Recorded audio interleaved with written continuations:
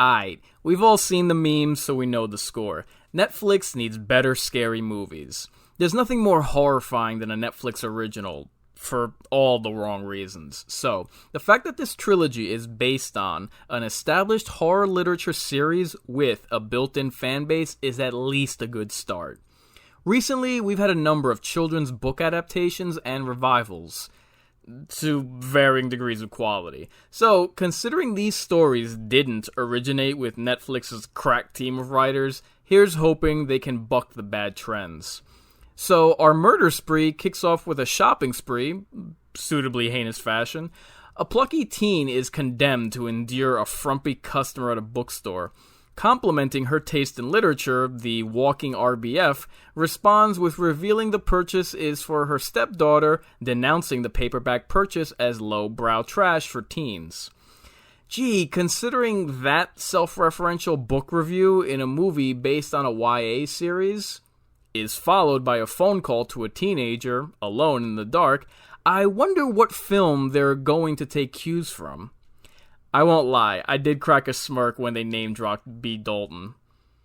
You know bad luck looms near when some black cat crosses your path. Sure enough, a stalker in the making shows up and brings his girlfriend along. The teen stereotype makes a "that's what she said" joke about a decade before that pun came into fashion. A struggling author not only approaches the clerk with an idea for a book that'll make a killing, but is generous enough to offer her the lead role. He proceeds to gut her like a fish, sending her running for her life through the mall. After noticing they're serving dead meat at the food court for the 5th time in a row, she decides it couldn't hurt to try a sample and digs in. In a twist no one saw coming, the killer is exposed to be exactly the same creep that we expected it to be. Well, damn. If they're revealing the killer only 7 minutes in, what other surprises does this film have in... lead poisoning. Another tragedy avoided thanks to gun violence. Job well done. You're a credit to the force. Okay, so just about 10 minutes in, how many Scream homages are there? Self-aware commentary. Female quarry attempts escape through small space drop barrier. Slow motion chase scene and stabbing, the skull mask killer, the ghost face killer, the opening murder followed by instant messaging, and let's skip ahead to the degenerate teenager mocking classmate tragedy in the hallways. Anyway, clunky unconvincing dialogue between supposedly related siblings and the literal basement dweller not only has a printout of the murder's police report, but an evidence board prepared? Well, boys, investigation over. Time to enjoy donuts sprinkled with that crystal meth from last week's drug bust, fellas. Another case cracked by Fat Albert. Dude, I'm willing to suspend my disbelief, but so much. On to the repository for these delinquents. We've seen our evidence board, time to meet our obituaries for the evening. A little vandalization of school property, some desecration of murdered students' memory, a dash of brooding melodrama, auditions for Teen Mom, and there you have it. Instant typecast teenager souffle, now served with pharmaceuticals. I got papers, blunts, bongs, all the ingredients to make a high nigga pie. Jesus movie, did I not just... Alright, back to the complaint department. I swear, I'm not doing this on purpose. 2 gripes right off the bat. In addition to the Scream rulebook on high school horror, there's too many jump scares, and they're overdoing it with the 90s playlist. I was already sick of it by the time the kids arrived at school, and not even 20 minutes in. On their way to the football game, the school bus scene is treated to 2 separate theme songs. Does every frame of this movie come hardwired with its own anthem?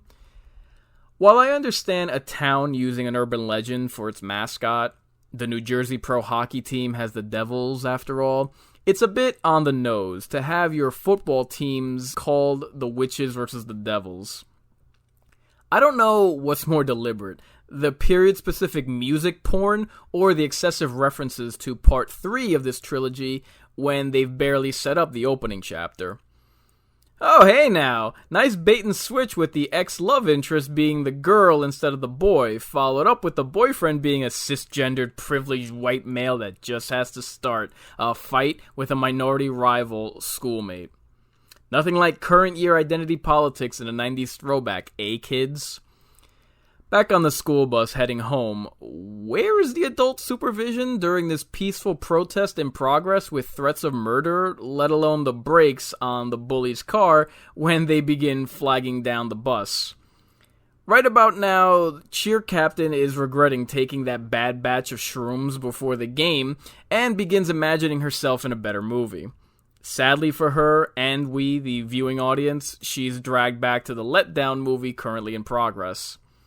Despite a bus full of people, only 3 students come to check on the car accident? Well, screen time is reserved for the cardboard cutouts the movie marginally invests in, I suppose.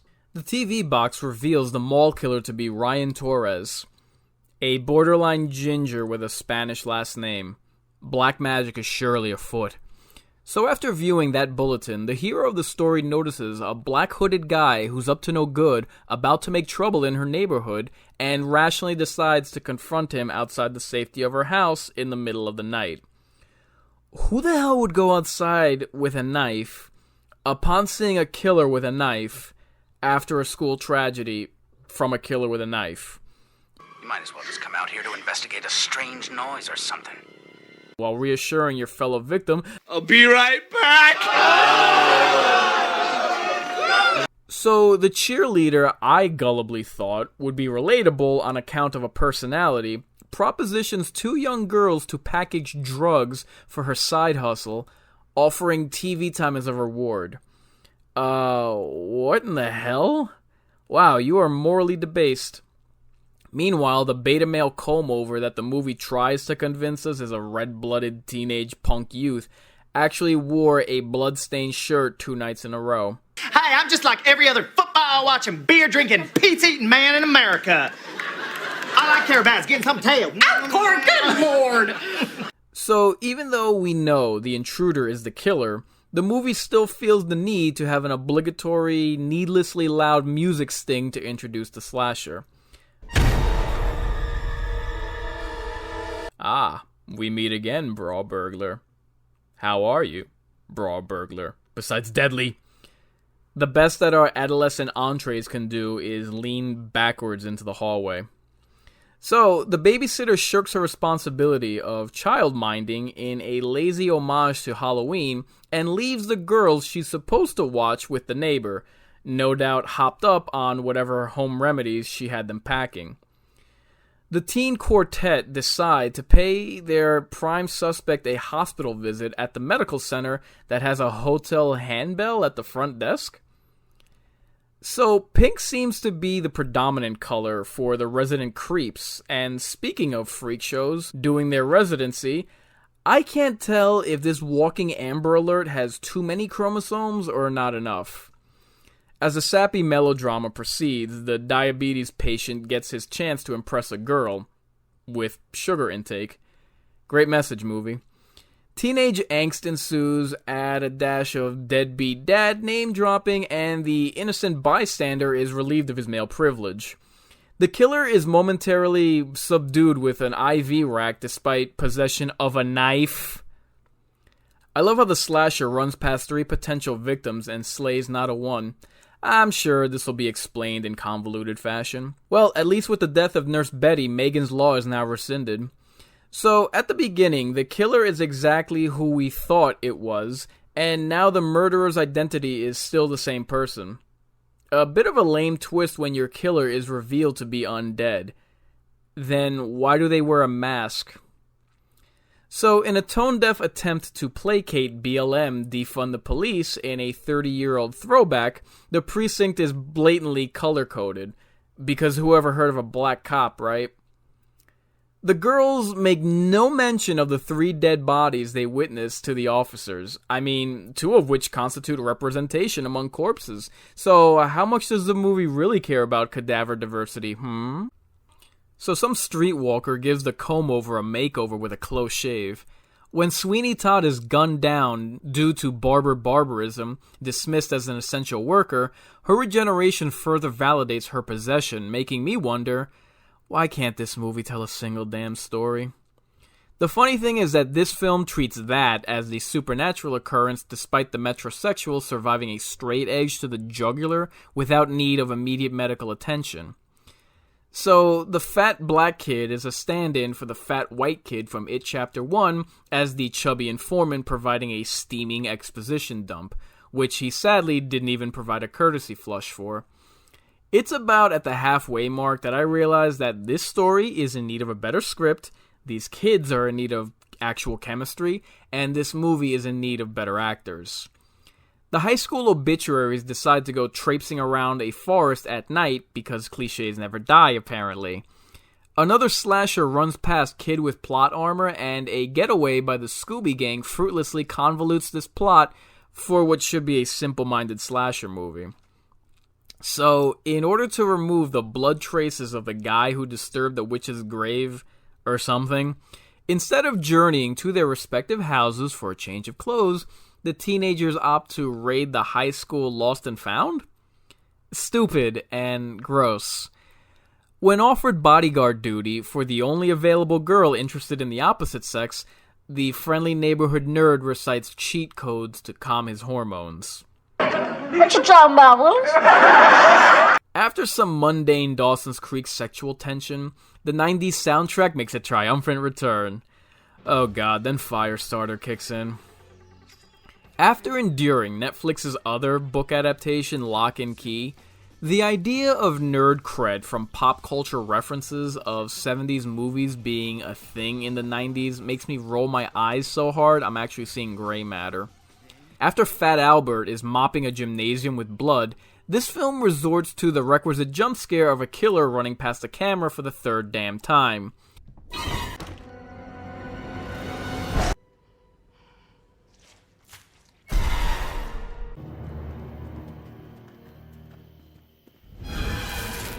Or maybe not! No, seriously, I am. Or am I? No. It makes me wish I started a drinking game with this. With multiple killers, which seems superfluous since they're undead, is this movie an R.L. Stine adaptation or just a last year ripoff? A little alarming that teenagers would be that well informed of pyrotechnics, but I guess they really are tapping into the 90s. Naturally, they do a Hellraiser homage to less impressive effect. Conveniently timed last-minute save, nonsensical pain inflicted on undead killer, use of prescription meds with the intention of drug overdose to cure high school difficulties. Risky bit of mixed messaging there, movie. As forced and virtue signaling as this teenage romance is, I wouldn't have a problem with it if it weren't so sullen and tedious. Neither the script nor the performances make me care about these characters. The cheerleader actually shoplifts with a grocery cart to chuckling effect. Attention Kmart shoppers, we have a klepto in aisle 12. Special on Johnson & Johnson vaccine in aisle 7. Slashing prices like we're slashing throats. The comb-over grabs a box cutter.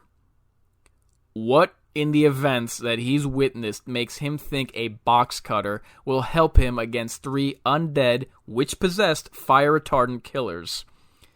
And then the cheerleader distracts the Grim Reaper with fire despite him having previously survived explosion. This movie can't keep track of its own rules. For ruining the birthday cake, Jack Skellington cuts the cheerleader a slice. In a shocking death scene of a character I was convinced had plot armor, the movie gives a decent death by meat slicer. Make sure my slice has brain matter.